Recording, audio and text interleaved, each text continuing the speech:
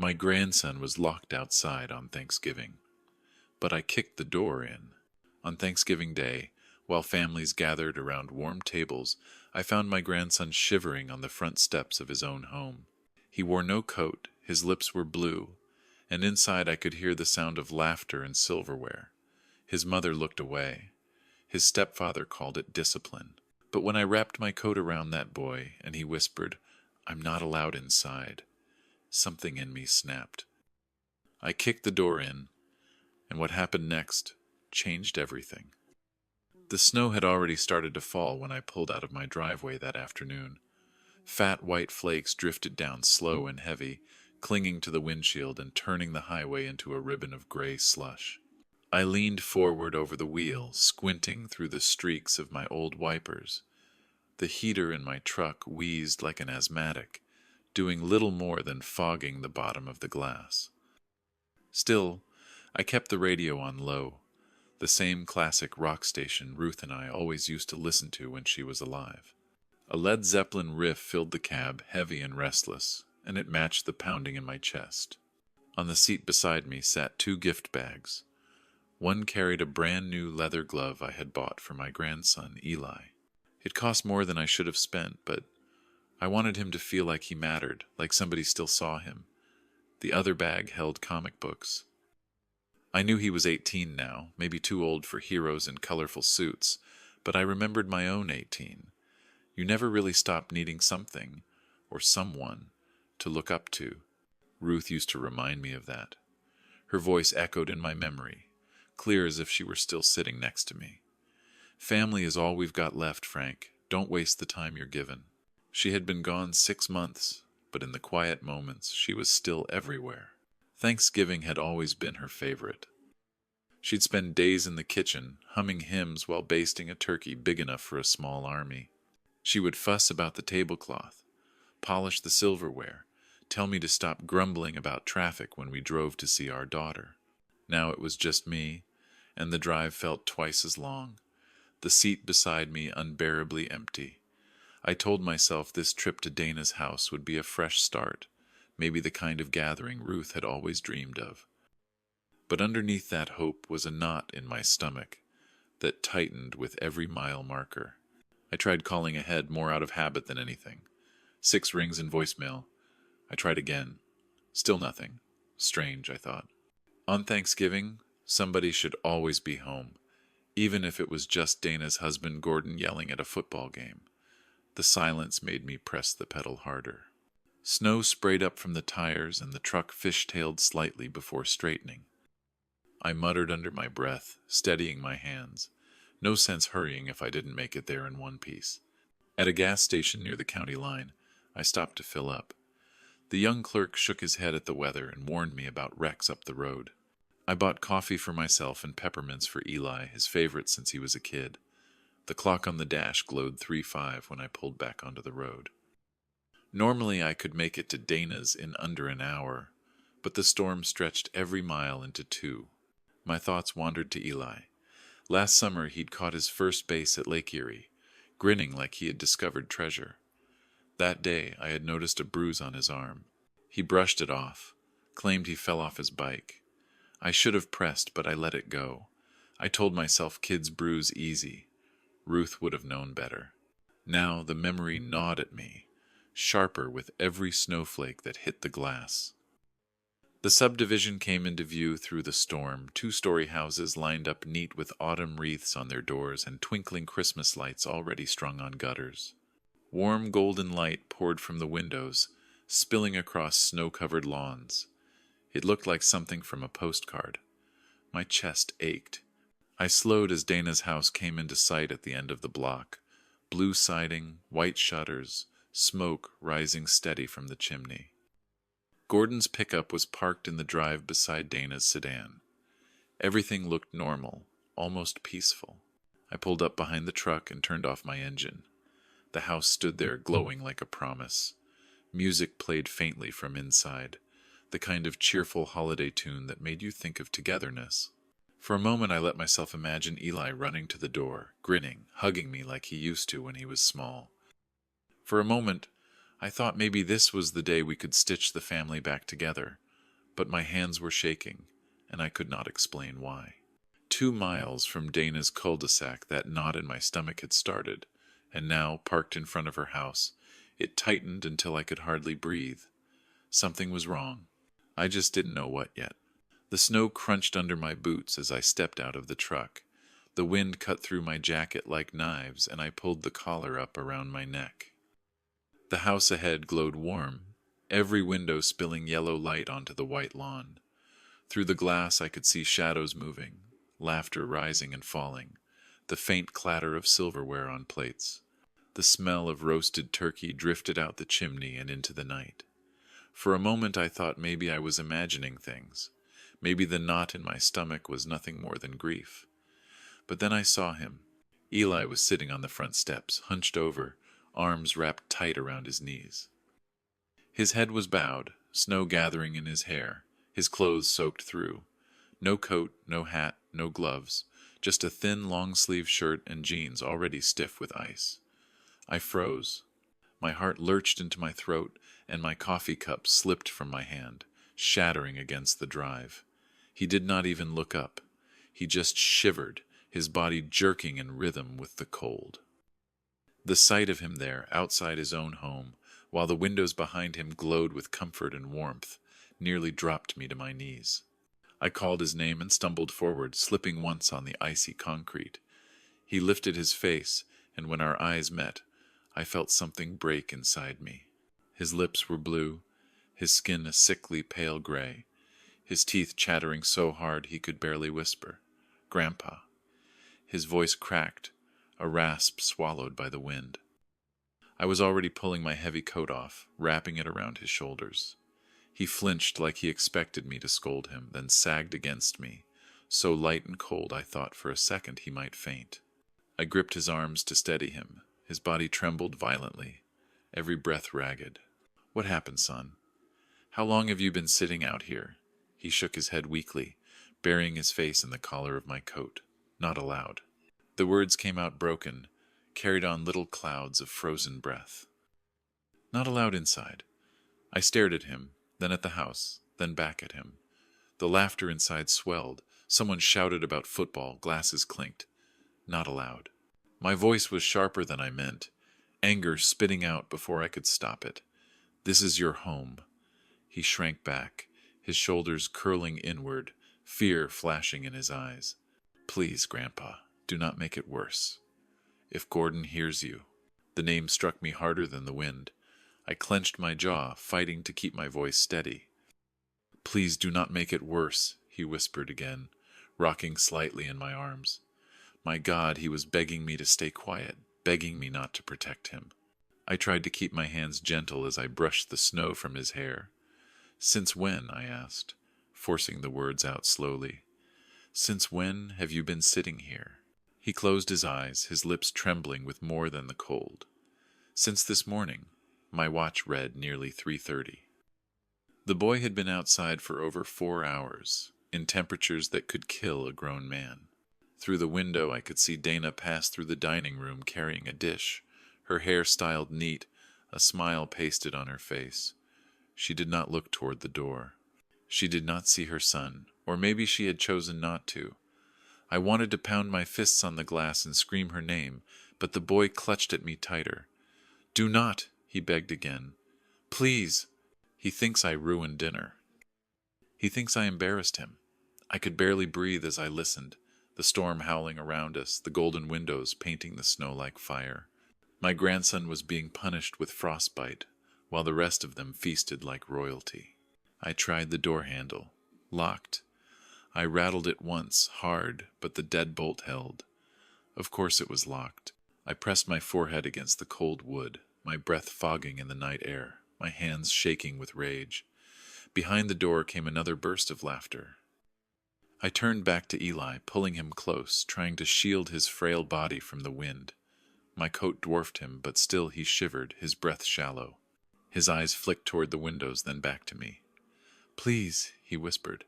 "Please, just take me away from here." I swallowed the fire that was rising in my chest and nodded. We needed heat. We needed safety. But even as I guided him toward my truck, I felt the anger boiling, sharp, and relentless. The windows glowed behind us, cheerful and bright, as if mocking every trembling step my grandson took, and I knew I would not walk away quietly. I opened the passenger door and helped Eli climb inside.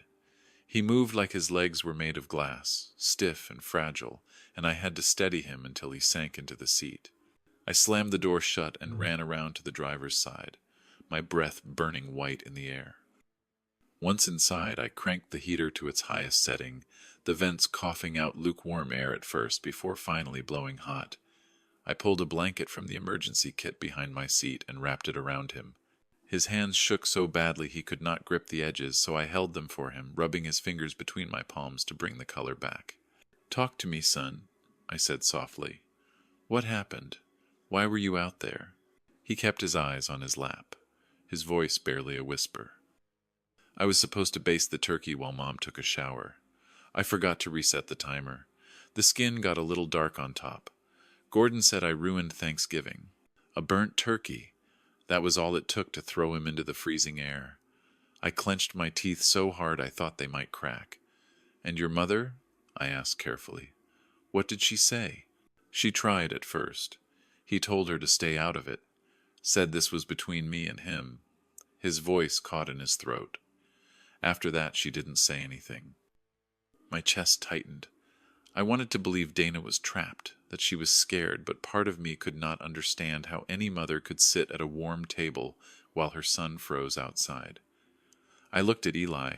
His eyes were wide, ringed with red, but what tore at me most was the way he carried himself.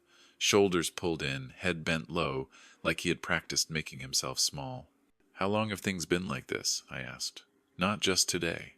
He hesitated, glancing at me, then quickly away. "Sometimes," he whispered, "when I mess up." "What do you mean, sometimes?" "Last month he made me sleep in the garage all night because I forgot to take out the trash." He swallowed hard. "And once, when I knocked over one of his beer bottles, he locked me in the basement for 2 days." 2 days! The words hit me like a punch to the gut. I gripped the wheel until my knuckles went white. "Why didn't you tell me?" I asked, my voice breaking. "I tried. You always talk to Mom, and she says I exaggerate. She says Gordon is just trying to teach me discipline." He looked down again, shame shadowing his face. "Maybe she's right. Maybe I am just careless." "Don't!" I snapped, louder than I intended. He flinched, and I forced myself to soften. "Don't you dare blame yourself for this.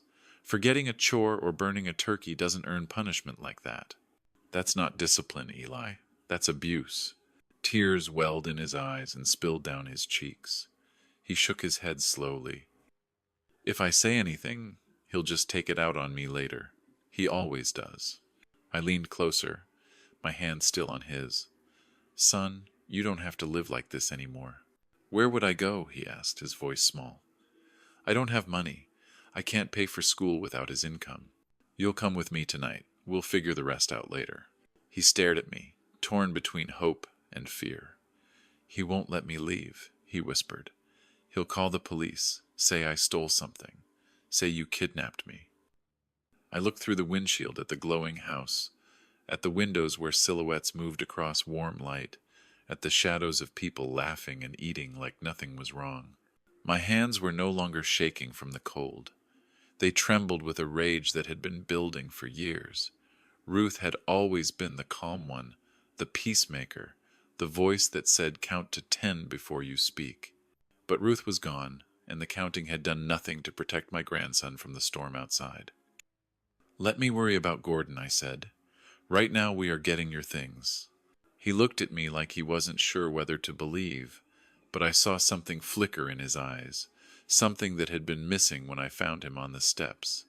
A spark, faint but real. He pulled the blanket tighter around his shoulders and gave the smallest nod. I reached for the door handle, the snow swirling in the headlights, the house looming ahead like a fortress of lies. My heart pounded with each second. I had seen enough. The pattern was clear, the truth undeniable. What Gordon called discipline was nothing but cruelty, and I would not let it happen again. I opened the door, stepped into the night air, and felt the storm inside me rise to meet the storm outside. The snow stung my face as I pulled Eli close and guided him across the yard. My boots sank into the drift by the steps, each crunch of ice sounding like a drumbeat in my ears. The front door loomed above us, the glass panes glowing with light from the chandelier inside.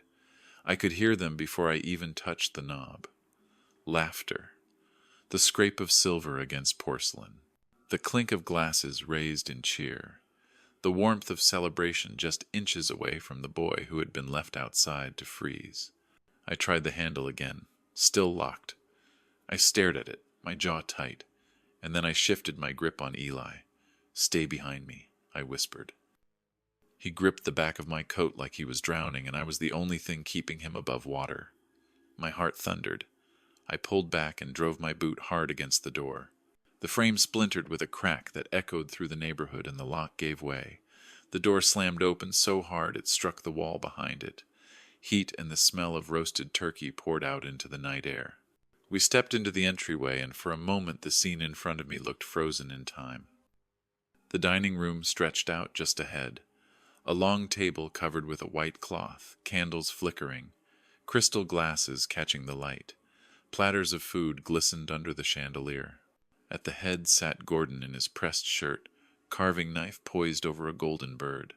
Beside him, Dana, hair styled neat, wearing a green dress I had never seen before. And across from her little Maddie, fork suspended halfway to her mouth. Every one of them stopped when the door burst open. It was as if someone had pressed pause on a picture-perfect holiday. The contrast hit me like a slap.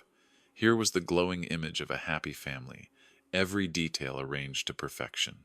And behind me was Eli, wrapped in my oversized coat, his lips still blue, his shoulders trembling.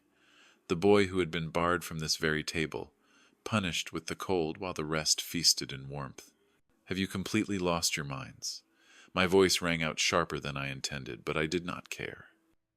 The little girl dropped her fork with a clatter. Dana's serving spoon slipped from her hand, and gravy splattered across the tablecloth. "Dad!" she gasped, her face pale. "What are you doing here?" "While you sit here like royalty," I shouted. "Your son was outside freezing to death." I pointed at Eli, who shrank further into my coat. 4 hours, Dana. 4 hours in weather that could kill a man. Gordon set his knife down slowly and pushed his chair back. He rose with that practiced confidence of a man who thinks he is king in his own castle. "Who gave you permission to come into my home?" he said, his voice deep and controlled. "You are trespassing." Trespassing. I stepped forward, my boots crunching on the shards of wood from the broken frame. "You mean the home where you locked my grandson outside as punishment for a burnt turkey?" His chest swelled, his arms crossing as he took a few steps toward me. He moved like a predator, testing his prey. "This is a private family matter," he said firmly. "You have no right to interfere." "No right." I laughed, though there was nothing funny in me. "That boy is my blood. He nearly froze because of you, and you dare call this discipline?" Dana's voice cracked. "Please, let us talk about this later. We do not need to ruin the holiday." Ruin the holiday. I turned to her, my heart breaking. "Your son was shivering on the steps and you worried about a table setting." Her eyes fell to her plate, shame flickering across her face. She tried to speak, but Gordon cut her off with a glare. The room felt tight, the air heavy with heat and candle wax. Maddie began to cry softly, not understanding but sensing the storm. I could feel Eli trembling behind me, but not just from cold, from fear. He had lived under this man's thumb for too long. Gordon spread his hands as if to calm a crowd. He ruined our dinner. He embarrassed this family. Actions have consequences. That is all this island. Consequences, I spat. You call 4 hours in freezing weather a consequence. That is abuse. He sneered, lifting his chin. You are overreacting, old man. He is 18. He can handle a little cold. I glanced at Eli, his face pale, his lips cracked, his hands shaking despite the blanket. A little cold. My fury rose so sharp I could hardly see straight. I took another step forward, close enough to see the sheen of grease on Gordon's plate, the smugness etched on his face. "Look at him," I said, my voice low and hard. "Really look at what you have done." The candles flickered, Maddie sobbed louder. Dana gripped the edge of the table as if it might anchor her. Gordon's eyes narrowed as he stared at me, unyielding, and I knew this was only the beginning. The storm had broken through his perfect picture, and there would be no going back. The room was so quiet I could hear the faint tick of the wall clock above the fireplace. Eli clutched the back of my coat, his body trembling, but I kept my eyes locked on Gordon. My voice dropped to a deadly calm. "You have 30 seconds to apologize to my grandson. 30 seconds to show him some basic human decency." For a heartbeat, no one moved. The candle flames flickered in the draft from the broken door.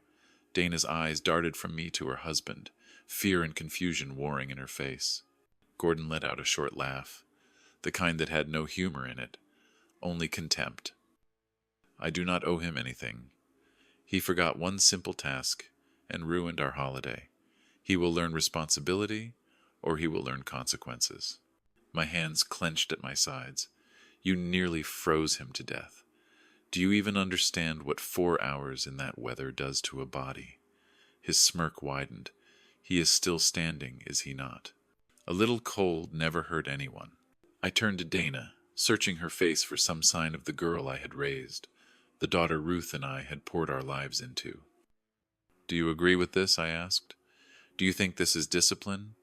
She opened her mouth, but only a whisper came out. "Gordon was just trying to teach him."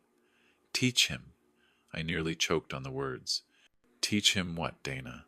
That he is less than human, that he deserves to suffer." She flinched, her fingers tightening around the edge of her plate. Gordon stepped closer, his sighs filling the space between us. "This is my house, my rules.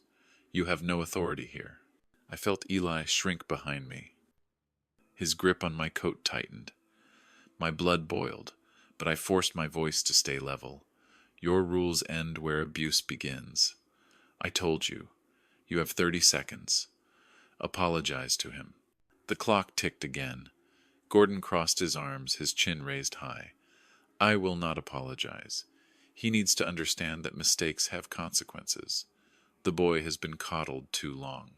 He glanced at Dana as he said it, a jab meant to wound her as much as Eli.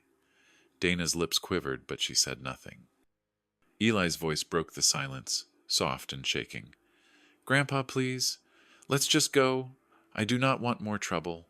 My heart twisted hearing him beg, so used to carrying blame that he thought he was the problem. I turned back to him, touching his shoulder. "You are not the problem, son. You never were." I faced Gordon again. "I gave you a chance," I said. 30 seconds and not a word of remorse. I am taking him with me tonight." The color drained from Dana's face. "Dad, you cannot just take him. We can talk about this. Later." She sounded desperate, but her voice was thin. I shook my head. "Later is too late. He was dying out there while you passed the gravy." Gordon's face flushed red. "If you try to take him, you will regret it. I will call the police. I will tell them you forced your way in, that you are kidnapping him." "Good luck with that," I said, my voice cold. "The police will see the bruises. They will see the boy you left outside. They will hear what you call discipline." The little girl sobbed louder, her fork forgotten on the plate. Dana looked torn in half, her eyes wet, but she stayed frozen in her chair. Gordon's fists clenched at his sides, his chest rising and falling with heavy breaths. He was not used to being challenged. He was not used to someone standing between him and his victim. I held his gaze, not blinking, not moving back an inch. I had seen men like him before, men who mistook fear for respect. I had watched Ruth talk me down from fights when I was younger, her hand on my arm, her voice soothing my temper. But Ruth was gone, and this was not a barroom squabble. This was my grandson's life. I took a slow breath and let the silence stretch until it was unbearable. "You had your chance," I said, "and now it is over. Eli, go get your things. We are leaving." For a second no one moved. The clock ticked again. Gordon's jaw tightened, his eyes narrowing. Dana looked at her plate, as if it could tell her what to do. Eli hesitated, his face pale, then gave the smallest nod. He stepped out from behind me, his shoulders hunched, and started toward the stairs. Gordon's voice followed him, deep and threatening. "If you walk out that door, boy, do not ever come back." Eli froze on the first step, his back rigid. My hand went to his shoulder. "Keep walking," I told him. "You are coming with me now." The table, the food, the candles, all of it faded around me. There was only my grandson climbing the stairs, and the man at the head of the table seething in silence. And I knew the real fight was just beginning. The stairs creaked under our weight as Eli climbed ahead of me. His steps were slow, hesitant, as if every board might betray him. I stayed close, my hand on the banister, my eyes never leaving his back. Below us, the dining room hummed with an uneasy silence. I could feel Gordon's glare burning into me, as if he were trying to will me to stop. Dana's chair scraped softly against the floor, but she did not follow. Only the sound of Maddie's muffled sobs broke the stillness. At the top of the stairs, the hallway stretched narrow and dim. A single sconce cast yellow light that barely touched the walls. Family pictures lined the hall, glossy frames showing smiles that suddenly felt like lies. Eli moved toward the end of the corridor and stopped in front of a door with chipped paint and a loose knob. He pushed it open and stepped inside. I followed and stopped cold. The room was barely larger than a storage closet. A twin bed pressed against the wall, sheets thin and twisted. A small dresser stood crooked in the corner, one drawer hanging half open. The wallpaper was peeling near the ceiling, and the only window faced north, rattling slightly from the winter wind. No carpet, no warmth, no signs of comfort. It looked like the leftover space no one else wanted, and it made my stomach turn to know this was where my grandson slept. "This is it," he said quietly, almost apologizing. He went to the dresser and began pulling clothes out, folding them quickly and stuffing them into a worn duffel bag. I stood in the doorway, my chest heavy. "Why here?" I asked. "Why not one of the other rooms?" He did not look up. "Gordon says the basement is for guests, and the other upstairs room is for Maddie. This one is mine." His voice was flat, practiced, like he had repeated the excuse so many times he no longer believed it himself. I stepped farther in, the floor groaning under my boots.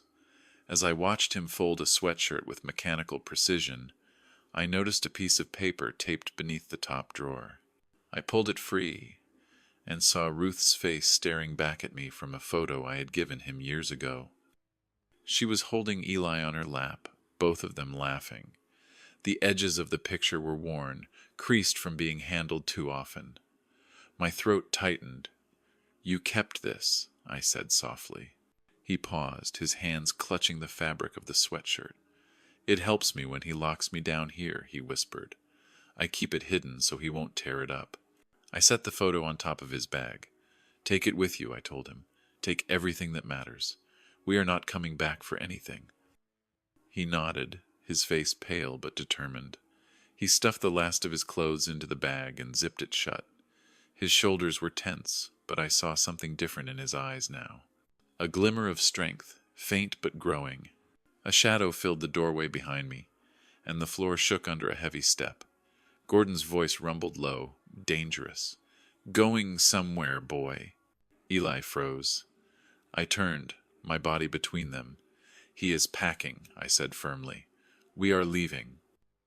Gordon's jaw clenched, his hands curled into fists. "This is my house.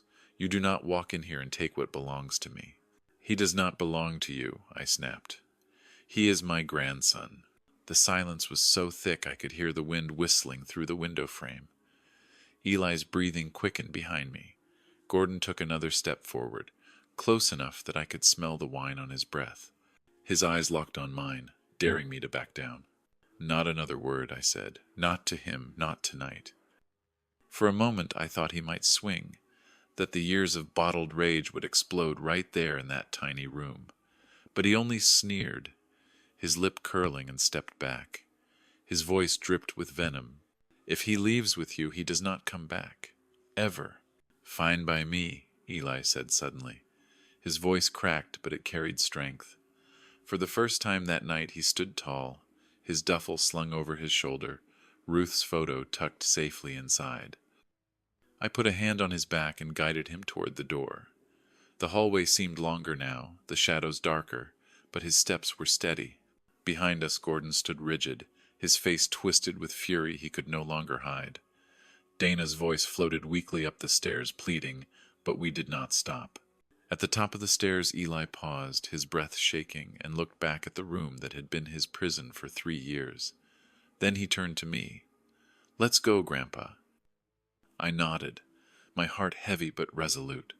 We started down the stairs, each step carrying us farther from the lies of that perfect picture, closer to the fight that waited below. And I knew the battle was far from over. The stairs groaned under our weight as we made our way down, Eli clutching his duffel tight against his chest. My hand stayed firm on his shoulder, guiding him, steadying him. Halfway down the narrow stairwell, Gordon's heavy steps followed. The sound was deliberate. Each footfall meant to remind us of his size, his control. The air seemed to grow hotter, though the winter wind howled through the broken front door. My back was damp with sweat beneath my shirt, but I did not dare loosen my grip on Eli. "You take another step with him, and you are kidnapping," Gordon's voice thundered from behind us. His words rolled down the stairwell like a warning siren. I stopped midway and turned so he could see the steel in my eyes. "Kidnapping," I said slowly, "is dragging a boy back into a house where he nearly froze to death. What I am doing is saving my grandson." His face darkened, and he tightened his grip on the railing until his knuckles showed white. "You think you can walk into my house, break my door, and humiliate me in front of my family?" I took a breath, steady but firm. "I think I can walk into any house where my grandson is being abused and take him out before you kill him." Eli shifted nervously, his eyes darting from me to the glow of the dining room below. I could feel his fear like a pulse through the air. "Please, Grandpa, let's just go," he whispered. "We will, son," I said without looking away from Gordon. "We will."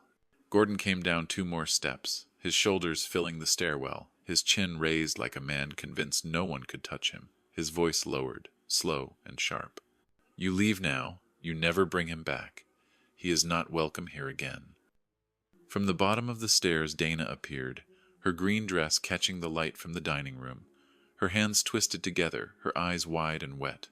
"Dad, please," she begged. "Do not make this worse. We can fix this later." I looked down at her, my jaw clenched. Later is the word abusers love. Later never comes. Your boy was outside while you passed cranberry sauce. There is no later for that. Her lips trembled, but she said nothing more. Maddie peeked around her, clutching a doll to her chest, her face streaked with tears. The sight of that little girl watching all this made my chest ache, but I held my ground. Gordon's voice boomed again, vibrating the narrow walls. "If you take him, I will call the police. I will tell them you forced him. I will make sure they drag you out in handcuffs." I stepped down 1 more stair, meeting him eye to eye. "Good," I said coldly. "Then they will hear how you locked him out for hours in the freezing cold. They will see the bruises he hides, and they will know who the real criminal island." The vein in his temple pulsed, his breath heavy. He leaned closer until I could smell the sour wine on him. "Try me, old man." I did not blink. "I have," I said simply, "and I will again." Eli's hand gripped my arm now, trembling, but there was something else in his voice when he spoke. "I am going with Grandpa." His words were shaky, but they were his. For the first time I heard him say it without asking permission. Gordon froze, his mouth parting, as if the sound of defiance shocked him more than my presence. He took 1 more step down, but I spread my stance on the stair, blocking the path with every ounce of strength I had left. "Not tonight," I told him. The stairwell felt like the edge of a battlefield. The glow of the dining room cast shadows that reached up the walls, stretching across Gordon's red face, across Eli's pale one. Below, the perfect table still waited, food growing cold, candles flickering against the silence. Above us, the wind whistled through the broken frame of the door, the snow still falling outside. I felt the boy's duffel pressing against my side, the weight of his years of silence packed into that bag. Gordon's eyes drilled into me, daring me to falter. But I had already decided. "Keep walking," I said to Eli without turning. "Keep walking to the door." Eli drew in a breath, lifted his chin, and stepped down the last few stairs. I moved with him, one hand steady on his shoulder, the other ready if Gordon tried to lunge. The house was holding its breath, every shadow watching, every tick of the clock counting the seconds. We reached the bottom step, the broken door yawning open ahead of us, snow swirling in through the gap. My pulse hammered in my ears, but I did not look back, because I knew if I did, the storm would finally break loose, and we were not walking back into that prison again. The drive back to my house was quiet, except for the hum of the tires on wet pavement and the steady beat of the wipers pushing snow aside. Eli sat curled in the passenger seat, still wrapped in my coat, his duffel at his feet. He stared out the window, his breath fogging the glass, his eyes unfocused. I kept glancing at him, afraid that if I looked away too long he might disappear. His hands were pale but no longer shaking as badly. The heater blasted warm air toward him, and I reached over to adjust the vent so it blew directly into his face. He gave me a small nod, the kind of thank you that does not need words. When we turned into my driveway, the porch light cut a golden circle into the snow. My little ranch house looked plain compared to the big place we had just left, but to me it was more than enough. Paid off, steady, filled with the scent of lavender sachets Ruth had tucked into every drawer before she passed. Home. I pulled up next to my old shed and killed the engine. For a long moment we just sat there, the snow tapping softly on the roof. "Ready?" I asked. Eli drew a breath and opened the door. His boots crunched on the fresh snow as he followed me up the steps. I pushed the door open, and warm air rushed out, carrying with it the faint smell of coffee grounds and wood polish. The heat was steady, the thermostat set at 72, just as Ruth had always insisted. I helped him inside, and set his bag by the wall. He stood still in the living room, his eyes moving across the worn furniture, the faded rug, the photos on the mantel. "You remember where everything is," I said gently. He nodded, his gaze fixed on a picture of Ruth holding him when he was little. The lines around his mouth softened. "It is so warm," he whispered, almost in disbelief. "That is how it should be," I said. "You will never be cold in this house." I led him down the hall to the guest room, the same one he used to sleep in when he visited as a boy. A double bed sat neatly made with one of Ruth's quilts. A dresser stood against the wall, and a chair rested by the window. The lamp on the nightstand cast a soft glow over everything. He touched the quilt with his fingertips, his shoulders relaxing a fraction. "It smells like her," he said quietly. I smiled, though my chest ached. She wanted this place to always feel safe. "You are home now, Eli." He swallowed hard, and for the first time that night his eyes brightened. "Thank you, Grandpa."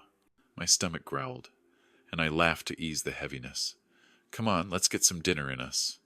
We cannot live on memories alone." In the kitchen I pulled a pack of chicken from the freezer and some vegetables from the crisper. Eli moved beside me, rolling up his sleeves. "Can I help?" he asked. I shook my head at first, then saw the eagerness in his face. "Sure. You can wash the carrots." We worked together in the small kitchen, moving around each other like we had done years ago when Ruth made us cook Sunday breakfasts. I seasoned the chicken while he rinsed and chopped vegetables. The sound of the knife on the cutting board was steady, almost therapeutic. He worked carefully, focused, as if every slice mattered. "So tell me," I said as I slid the chicken into the oven, "how has school been?" His shoulders lifted slightly. "I made the dean's list last semester. I wanted to tell you, but Gordon said it was not a big deal." My jaw tightened, but I forced a smile. "That is a very big deal, son. I am proud of you." His eyes flicked to mine, searching for sarcasm, then softened when he found none. He hesitated, then added, "I got accepted to Ohio State, engineering, but I was not sure if I could go." "You will go," I said firmly. "We will figure it out together." The corners of his mouth turned upward, the first true smile I had seen all day. We sat down at the table when the chicken was done. Nothing fancy, just roasted meat, carrots, and bread from the freezer, but it felt like a feast compared to what he had endured. Eli ate slowly at first, like he was afraid someone would take the plate away, then faster as warmth returned to his cheeks. He leaned back in his chair and sighed, a sound of release more than satisfaction. "I cannot remember the last time I felt this full," he said. "You should never have had to say that," I told him. "But from now on you will never have to again." The fire in the living room crackled as we finished our meal. Eli carried his plate to the sink without being asked. He stood there a moment, staring out the window at the snow falling under the porch light. His shoulders dropped, and for the first time in a long time I saw him look like he could breathe. I leaned back in my chair, the warmth of the house wrapping around us. For a brief moment it felt like Ruth was there too, smiling from her place in the photographs, proud that her grandson was safe. I thought maybe, just maybe, this was the beginning of healing. But then a sharp knock rattled the front door, hard and insistent, and both of us froze. The knock came again, louder this time, shaking the frame. Eli's plate slipped from his hands into the sink and clattered against the porcelain, his face drained of color. "Stay behind me," I said, rising from the table.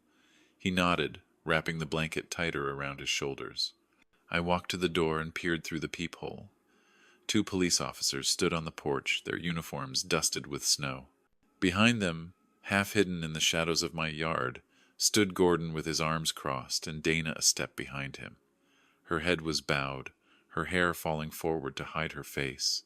My gut clenched. I opened the door a crack, keeping my body in the way so they could not see inside. "Evening, officer," I said. "What can I do for you?" The older of the 2 cleared his throat. "Sir, we received a report that you may have taken a young man from a residence against his will. Is there a boy named Eli here?" Before I could answer, Gordon's voice cut through the cold air. "That's him. That's the old man. He busted into my house, broke my door, and dragged my stepson away. Kidnapping. Plain and simple." "Arrest him." The officer held up a hand without looking at him. "Sir, let me handle this." He turned back to me. "Is the boy here voluntarily?" I opened the door wider and called over my shoulder. "Eli, come here." For a moment I thought he would not, but then he stepped into the doorway beside me, still wrapped in my coat, the blanket hanging from his shoulders. His voice was quiet but steady. "I want to stay here." The younger officer pulled out a notepad. "Can you explain why?" Eli's hands shook, but he did not look away. "Gordon made me sit outside all day in the freezing cold because I burned the turkey. I was out there since 11. Gordon barked out a laugh. He is exaggerating. Maybe an hour, and he was dressed warmly. The kid is soft. I spun on him, dressed warmly. He was in a thin shirt and jeans when I found him. His lips were blue. His skin was gray. Do not stand there and lie through your teeth." Dana lifted her head, her eyes glistening. The officers looked at her. "Ma'am, what happened today?" She flinched when Gordon shifted beside her, his presence looming like a shadow. For a long moment she said nothing. Then her voice came out fragile. "He burned the turkey." Gordon was furious. He said Eli needed to learn responsibility by sitting outside. "How long, ma'am?" The older officer pressed. Her eyes flicked to Gordon, then quickly away. "Since 11, until Dad showed up." The officers exchanged a glance. "Over 4 hours in 20-degree weather," the younger one muttered, writing in his notebook. "That's a lie," Gordon snapped, stepping forward. "She's twisting it because her father's poisoning her against me." "Enough," the older officer said sharply. "Step back, sir." Dana's voice cracked. "He told me to lock the door. He told me not to let Eli back in no matter what." Gordon's face turned crimson. "What are you doing?" he hissed. "You'll regret this." The officer moved in front of him, hand on his belt. "Sir, calm down. Right now this looks very serious. We will be filing a report for child endangerment." Eli clutched my arm, his whole body trembling. but not from the cold anymore. This was fear of a different kind, the kind that comes from finally telling the truth. I put my hand over his, steadying him. "You are safe now," I whispered. The older officer straightened. "Here is what will happen. We will take statements from each of you. Eli, we will need to document your condition. If you have visible injuries, those will need to be noted. Sir," he looked at me, "you will need to accompany us tomorrow to give a full report." "Of course," I said. Gordon shook his head, muttering under his breath, but the fight in his voice was fading. He looked smaller in that moment, though his glare still burned. The younger officer gestured toward the driveway. "We need to step inside so we can finish this in a calm setting." I opened the door wider and let them in, guiding Eli to the couch. The living room lights cast everything in a warm glow, the fire still crackling in the hearth. The contrast was almost painful. Here was a safe home, simple but warm, while outside in the dark stood the man who had nearly broken him. Dana lingered at the threshold, her shoulders shaking. She looked at Eli and whispered, "I am sorry." He turned away, pulling the blanket closer.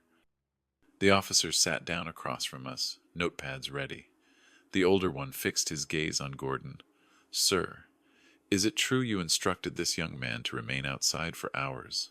Gordon's mouth twisted, briefly. He had to understand there are consequences.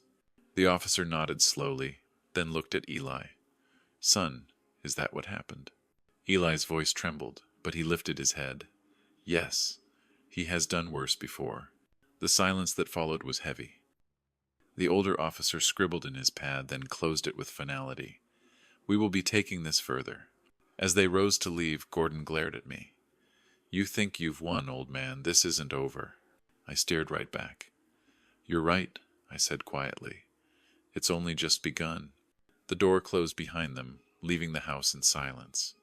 Eli leaned against me, his body heavy with exhaustion. I pulled the blanket tighter around him and looked at the dying fire. For the first time in a long time, I felt the truth had finally stepped into the light, and there was no pushing it back into the dark again. The winter passed slowly, each day carrying its own weight, but for the first time in years the house felt alive again. After the officers filed their report, a temporary protection order was granted, keeping Gordon away from Eli. The nights were still restless at first. Eli would wake from dreams, shivering even under the heavy quilt, his eyes wide with panic until he realized he was safe. I kept the kettle ready, hot tea poured in the quiet hours, the two of us sitting by the fire until his breathing steadied. Dana began to visit more often, though at first she came with her shoulders hunched as if she expected me to shut the door in her face. I wanted to be angry, but when I saw the lines of regret carved deep into her face, I only felt tired. She would sit at the kitchen table, twisting her hands, whispering apologies that seemed to choke her. Eli kept his distance at first, answering her questions with short words, but gradually the sharpness dulled. I saw the way he wanted to forgive, but I also saw the wall he kept between them. I pushed us toward routine. We went to church on Sundays, the kind of small service where everyone knows your name and offers casseroles when trouble comes. The pastor gave Eli an old guitar someone had donated, saying music could heal places words could not reach. I took him fishing again when the ice finally broke on the lake. The boy sat with his line in the water, the spring sun warming his shoulders, and for once he looked like he belonged in the world instead of hiding from it. At the library, Dana found part-time work, shelving books and helping children with reading hour. She came home smelling of dust and paper, her face brighter than I had seen in years. She started to talk about saving money, about finding a small apartment where she and Eli could begin again once things settled. I told her she could stay with me as long as she needed, but I understood the need to rebuild something of her own. The hardest work was helping Eli believe in himself again. He studied late into the night, hunched over textbooks at the dining room table. His grades held strong, and letters began to arrive from colleges. He opened them cautiously, as if expecting each one to be a rejection, until the day an envelope from Ohio State confirmed his acceptance. He sat there staring at the paper, his hands shaking. "They want me," he whispered, like it was the most unbelievable thing. I clapped his shoulder and told him of course they did. He was more than worthy. We also began meeting with a counselor in town, a quiet woman with gray hair who spoke with patience. The first few sessions Eli hardly spoke, but then the words started to come, halting and raw. He spoke of the nights in the garage, the basement, the rules about when he could eat or even speak. I sat there, fists clenched in my lap, forcing myself not to interrupt, not to let my anger drown his voice. The counselor reminded me gently that listening was my task, not fixing. That was the hardest lesson for me. One afternoon in March, a neighbor stopped me outside the post office. She held her phone in her hand, her face uneasy.